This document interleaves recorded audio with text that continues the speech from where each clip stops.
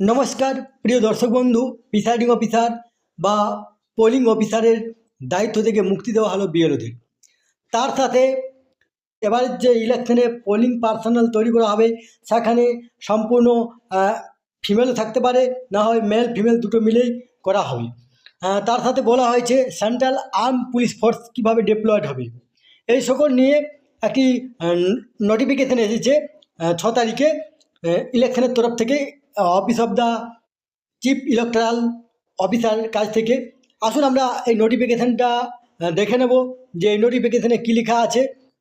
তার আগে আপনারা অবশ্যই আমার চ্যানেলটি সাবস্ক্রাইব করবেন এবং সবার আগে ভিডিও নোটিফিকেশান পাওয়ার জন্য সামনের যে বেল আইকন আছে সেখানে প্রেস করে নোটিফিকেশান অল করে রাখবেন এবং ভিডিওর সাথে লাইক কমেন্ট শেয়ার করবেন। তাহলে 1 নম্বর যে পয়েন্ট সেখানে বলা হয়েছে যে বুথ লেভেল অফিসার বা বিএলওদেরকে কিন্তু পোলিং পার্সোনাল হিসেবে নিয়োগ করা যাবে না। তাদেরকে যে ভোটার অ্যাসিস্ট্যান্ট বুথ বা ভেব বিএলওদের যে নিজের যে বুথ সেখানে থাকতে হবে বা ডিউটি করতে হবে।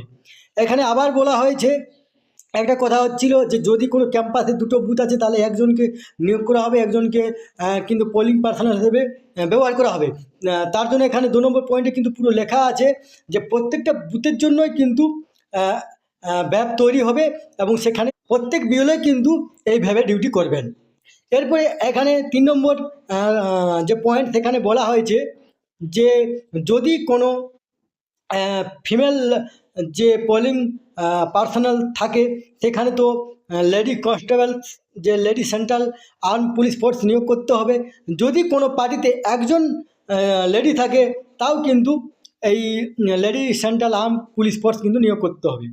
এরপরে 4 নম্বর পয়েন্ট যেখানে বলা হয়েছে যে ডিস্ট্রিক্ট ইলেকশন অফিসার যদি মনে করে যে পোলিং অফিসারের শর্ট হচ্ছে তাহলে কিন্তু তিনি মিক্স করতে পারেন, পোলিং যে পার্টি আছে সেখানে মেল ফিমেল দুটোকেই ব্যবহার করতে পারেন।